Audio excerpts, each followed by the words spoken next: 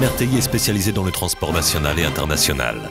La société a continuellement développé ses offres de services afin de répondre avec la plus grande efficacité aux demandes de ses clients. France, Espagne, Portugal, Italie, mais également de nouvelles destinations comme la Grèce et la Turquie. MRTI propose du transport combiné rail-route maritime, de la location de véhicules avec mise à disposition de chauffeurs, la personnalisation et l'aménagement des camions à votre image et selon vos besoins.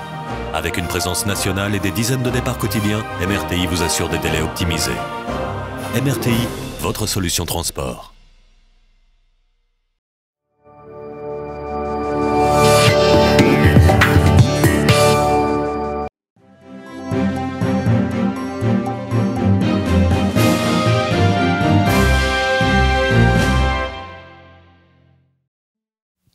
A Lusopress foi até ao Parlamento Europeu para conhecer o eurodeputado António Marinho e Pinto. O ex-bastonário causou a maior surpresa das últimas eleições e ganhou 2 lugares em Bruxelas, sem passar por São Bento.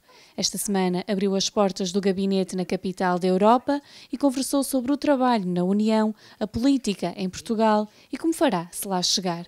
Aos 63 anos, Marinho e Pinto chegou a líder do Partido Democrático Republicano. Poucos dias depois da eleição, já prepara as baterias e anuncia que quer ser a alternativa aos 3 maiores partidos da oposição já nas próximas legislativas. Daqui a pouco faz um ano que chegou aqui a Bruxelas. Durante esta passagem, tem conseguido contactar mais com os imigrantes e ouvir os seus problemas? Claro, tenho falado. Embora lá em Portugal também falasse muito com imigrantes que me contactavam lá em Portugal, quando lá estavam. E alguns até me contactavam pelo telefone e por e-mail a partir daqui. Mas depois que vim para Bruxelas, de facto, já fizemos aqui um jantar com imigrantes e tenho sido abordado na rua por muitos portugueses que aqui se encontram. Eu tenho dito aqui no Parlamento e fora que não há imigração dentro da Europa. Somos todos europeus e não deve haver europeus de primeira nem europeus de segunda. E muitas vezes os portugueses são tratados como europeus de segunda. Eu, enfim, tenho-lhes dito e continuarei a dizer que me oponho terminantemente a isso e onde houver situações que não estejam corretas, eu procurarei sempre intervir. Aliás, já o fiz, já fui uma vez diretamente ao Luxemburgo quando surgiu um problema com a língua portuguesa, com uma determinação das autoridades que proibiu as crianças de falar português. Eu fui lá e reuni com imigrantes portugueses, com representantes das associações de imigrantes portugueses, escrevi e contactei o próprio governo luxemburguês e, portanto, em Portugal escrevi sobre isso publicamente. Enfim, acho que tenho tido no mínimo uma posição de solidariedade intensa e ativa com os nossos compatriotas. Quero dizer, quanto a isto, apenas 2 coisas. Que se o PDR, o partido que eu criei e que teve recentemente o seu primeiro congresso, vier a ter responsabilidades políticas em Portugal decorrentes das eleições de outubro próximo, há 2 medidas que este partido, o Partido Democrático Republicano, tomará. A primeira é criar um Ministério das Comunidades. Portugal tem mais de 5 milhões de imigrantes espalhados pelo mundo e, portanto, tem que ter um ministério dedicado a essa gente, no governo. E não pode ser tratado como um departamento dos negócios estrangeiros, ou seja, dos negócios entre Estados, ou um departamento da diplomacia. Os portugueses não são tratados com a diplomacia. Com a diplomacia tratam-se os estrangeiros, os Estados estrangeiros, e tratam-se as relações entre Estados.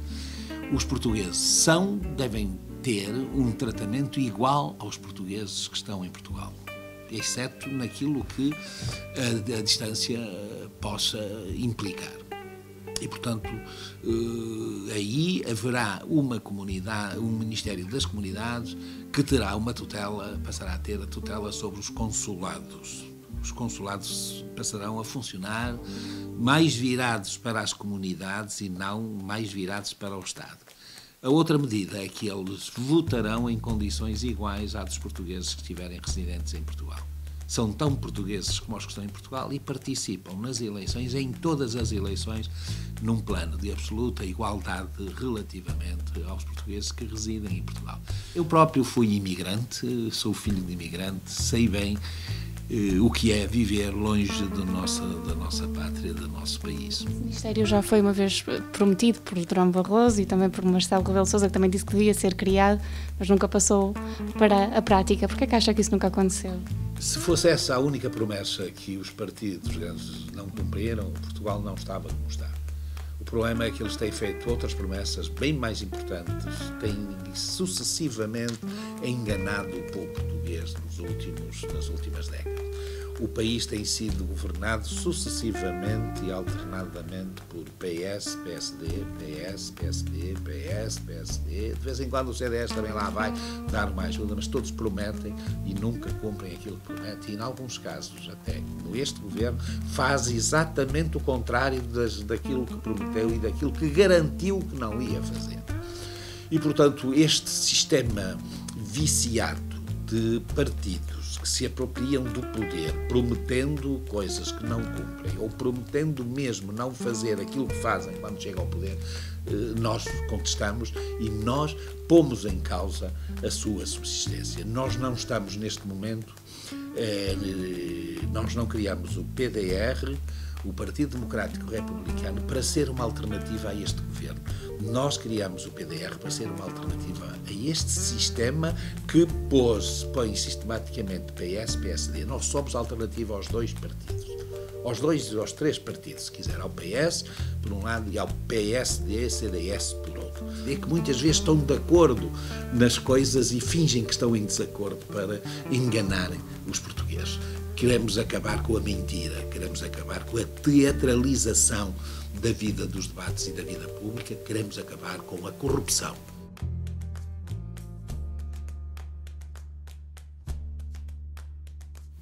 Eleito agora líder do PDR e está aqui como eurodeputado, mas foi eleito a partir do Partido de Terra. Foi difícil essa ruptura, nomeadamente o outro eurodeputado acusou de utilizar as verbas. Foi difícil essa parte. Isto é uma história triste, eu não quero responder a isso, sabe? Eu não utilizo verbas nenhumas, eu tenho os mesmos direitos que ele, que esse outro eurodeputado, e não quero entrar aqui nesta lavagem de roupa suja. O ALDE apoia-me, a mim e ao meu partido, como apoia a ele e ao partido dele. E ele não queria que o ALDE apoiasse o meu partido. E foi para Portugal lançar calúnias a que eu não respondo, porque será dar importância a quem eu não interessa. Foi para Portugal dizer que eu desviava dinheiros do Parlamento Europeu. Isto é uma infâmia, isso é uma calúnia a que eu não respondo, dada a dimensão moral de quem a proferiu. Portanto, para mim, eu estou tranquilo, para mim, eu continuarei a fazer o que sempre fiz na minha vida, a lutar por transparência na atividade política. Sabe, eu não tenho nenhum dirigente do meu partido pendurado nos lugares do Parlamento Europeu. Tenho aqui 2 assistentes e não conhecia nenhuma delas quando vim para cá. Não utilizei o lugar de deputados para arranjar empregos para os meus amigos, como fez ele e o partido dele. Se for ver ao site, para os dirigentes, todos os apoiantes dele, todos os assistentes dele, em Portugal, 2 e aqui, quase todos, só um é que não, são dirigentes do partido. Não há nenhum no meu partido. Mesmo em Portugal, a pessoa que é lá a minha assistente, não era do partido, nem a conhecia, era filha de um senhor que eu conheci em tempos e que tem qualidades para trabalhar comigo. Portanto, gasto com assistentes cerca de metade da verba que o Parlamento Europeu disponibiliza. E são calúnias próprias de quem não sabe o que é política, de quem utiliza a política para benefício pessoal e pensa que os outros agem como eles, mas não. Chegou a Bruxelas sem passar por São Bento. Quando chegou aqui disse que ficou desiludido, não encontrou o sentimento europeísta que estava à espera. Não encontrei a Europa e a autenticidade de um verdadeiro Parlamento. A primeira grande desilusão é que isto não era um Parlamento. Os deputados aqui não têm iniciativa legislativa. Os deputados estão aqui à espera para discutir, aprovar ou rejeitar as leis que aqui chegam apresentadas por outros órgãos. Ora, um verdadeiro Parlamento tem que ter iniciativa legislativa. Aqui não há uma verdadeira separação de poderes. Os órgãos executivos que governam a União Europeia, eles é que têm a iniciativa legislativa. Há aqui qualquer coisa que está errada. Esta é a primeira desilusão. A segunda desilusão foi os gigantescos ordenados e de mordomias que um deputado tem. Eu não imaginava que fosse como é. Estas coisas. Não imaginar. Isso é uma desilusão, porque é muito bom, pessoalmente, a gente ganha muito dinheiro e ganhar dinheiro é sempre bom, mas bolas, ganhar tanto dinheiro, mais de 20.000 euros por mês, para representar um povo que está na miséria, que foi colocado na miséria, choca-me. Choca-me como português. Choca-me como cidadão e fere-me na minha formação política e ideológica e na minha própria formação moral. Não é preciso tanto dinheiro. Porquê é que pagam tanto a um deputado? Para o aliciar. Para o aliciar para um projeto a que ele, se calhar, noutras circunstâncias, não aderiria. Não iria aderir. E, portanto, isto está errado. Isto distancia os deputados do povo. Nós devemos, para representar um povo, nós devemos estar próximos dele.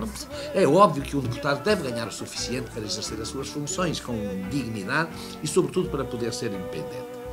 Mas tanto é ofensivo para quem nos paga. E quem nos paga são aqueles que muitas vezes têm um salário que não lhes dá para sobreviver, que têm uma pensão ou uma reforma que não lhes dá para sobreviver. E isto não é democrático. Uma das suas principais preocupações era o emprego e as pescas. Conseguiu fazer alguma diferença durante este último ano? Não, olha, eu vou lhe dizer, eu tenho feito muitas intervenções nas comissões, das pescas e na Comissão de Assuntos Jurídicos, que são aquelas em que sou efetivo. No Parlamento, no plenário, eu ainda não tive mais, ainda só tive minutos, 5 ou 6 minutos, repartidos por 5 ou 6 intervenções. Nunca tive tempo mais que 1 minuto para falar. Portanto, eu estou aqui praticamente sozinho, nem sequer no partido porque me candidatei, porque saí, fundei o meu partido, estou sozinho nessas comissões. Algumas sou o único português que lá estou, por exemplo, na Comissão dos Assuntos Jurídicos, e, portanto, tenho tido muitas dificuldades. Mas tenho-me empenhado, olha, eu, por exemplo, nas pescas, tentei, com algum sucesso, pelo menos dentro do meu grupo, criar uma nova forma de abordar alguns dos problemas essenciais das pescas. Quem pesca muitas vezes é a sobrevivência de famílias e de comunidades inteiras. Ora bem, a União Europeia não tem feito esta distinção. E eu tenho batido para que seja feita. O grande predador dos oceanos, que são alguns empresas e frotas pesqueiras, não pode ter o mesmo tratamento de um pequeno pescador de uma comunidade costeira. Portanto, há aqui coisas que têm que mudar na política de pescas europeia. Jerónimo Sousa há pouco tempo disse que também era preciso uma outra União Europeia, que esta já não servia para servir os interesses dos portugueses. Na sua opinião, qual é que é o futuro para as relações? Eu quero dizer que, assim, não quero uma União Europeia que seja parecida com a antiga União Soviética. Se é construir uma nova União Europeia, assente no respeito pelos povos europeus atuais, com eleições livres, diretas e democráticas, com respeito pelos valores, pelos princípios da democracia, estarei ao lado de Jerónimo de Sousa. Se é uma nova União Europeia, mas com saudades da antiga União Soviética, eu não estou. Eu sou contra a antiga União Soviética e sou contra este modelo. Eu acho que a União Europeia, como disse, deve aproximar-se dos povos. Nós queremos construir uma Europa que seja uma Europa dos cidadãos e não do dinheiro. É evidente que o dinheiro é um instrumento importante hoje de pagamento do comércio e da economia, mas a Europa, a figura central tem que ser as pessoas e não as empresas. Tem que ser os direitos das pessoas e não os investimentos ou o direito das empresas. As pessoas devem poder circular mais à vontade do que circulam as mercadorias, os capitais e o dinheiro. E, portanto, a Europa que eu defendo aproxima-se muito da pureza das ideias originais que aqueles visionários, ainda sobre os escombros da Segunda Guerra Mundial, idealizaram. A Europa da liberdade, a Europa da justiça, a Europa da solidariedade. A questão dos salários, disse que o salário dos eurodeputados não era o ideal e os salários dos deputados da Assembleia da República, na sua opinião, são adequados aos tempos em que vivemos? São adequados na medida em que estão acima da média dos salários portugueses. Eu entendo que as funções de deputado em Portugal, aliás, como de outros órgãos de soberania, dos juízes, dos governantes, governante, do próprio Presidente da República, deviam ser maiores, para que possam exercer essas funções com a dignidade que elas exigem. Com os atuais ordenados, os deputados fazem muitas arredondamentos de salários dos seus ordenados com negócios na Assembleia da República. Era preciso que estivessem em dedicação exclusiva. Pelo menos algumas profissões fossem consideradas incompatíveis com o exercício da função de deputado. Os juízes não podem ser deputados, os procuradores não podem ser deputados, mas os advogados podem. E não deviam poder. E não devia poder. Quem é advogado não deve ser deputado. Quem é deputado não pode exercer a advocacia. Porque não posso estar a fazer leis tendo, eventualmente, interesses, clientes privados que me pagam interessados nessas leis. Houve casos desses chocantes nas leis da amnistia, mas continua a haver leis que se fazem à medida dos interesses de certos grupos económicos que pagam aos deputados, que pagam. E alguns pagam dos chorudos vencimentos aos senhores deputados. Quem faz leis às segundas, quartas e sextas no Parlamento não pode estar a aplicar essas leis às terças, quintas e sábados nos tribunais. A advocacia também foi bastonário da Ordem. Falta justiça na política, na sua opinião, e por isso que se integrou mais? Falta justiça, e devo dizer, eu suspendi a minha inscrição na Ordem dos Advogados como advogado quando tomei posse como deputado ao Parlamento Europeu. Porque deve haver clareza. Nós devemos, não é só ser honestos, devemos parecê-lo e tomar decisões que garantam a nossa honestidade.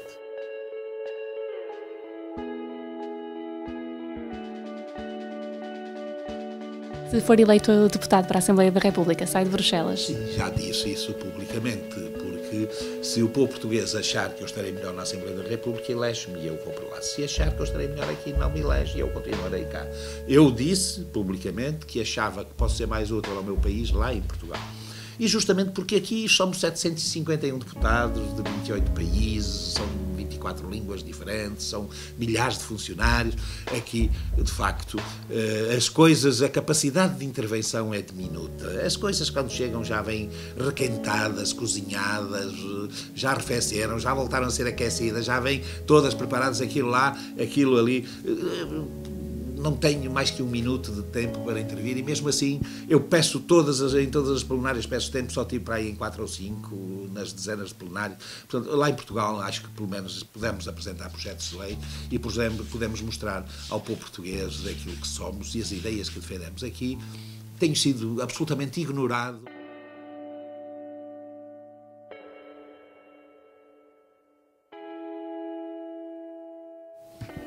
Disse numa entrevista que era um agricultor eurodeputado nos tempos livres.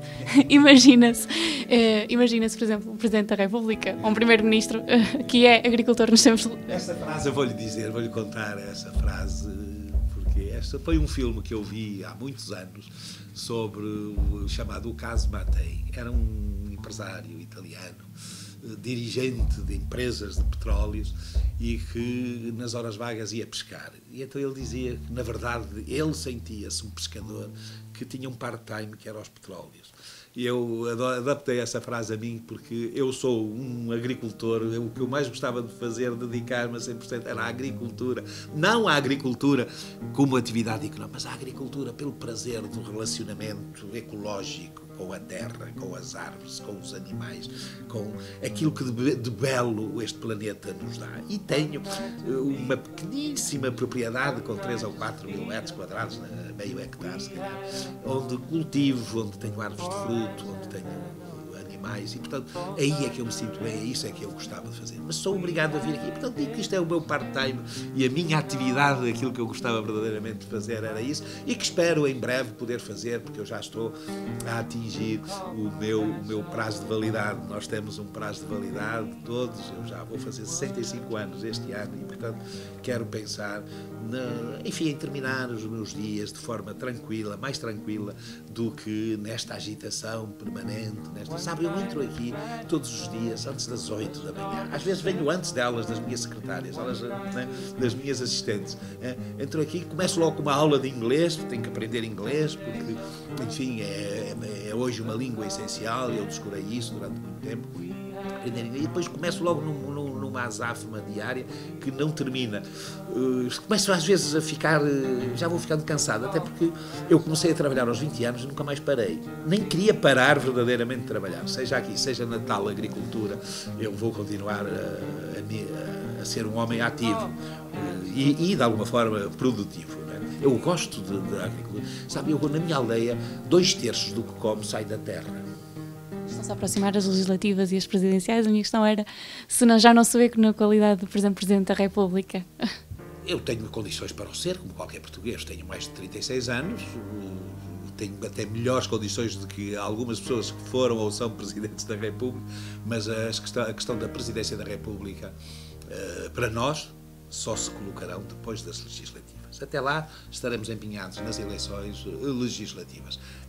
A Presidência da República, neste momento, não é importante, não é uma questão importante para nós. É importante porque a pessoa que exerce essas funções não o tem feito da forma como os portugueses esperavam quando o elegeram. E isso é grave para nós. Quem o vai substituir é uma questão que nós analisaremos, eu e os dirigentes do meu partido e os filiados do meu partido, analisaremos apenas depois das eleições legislativas.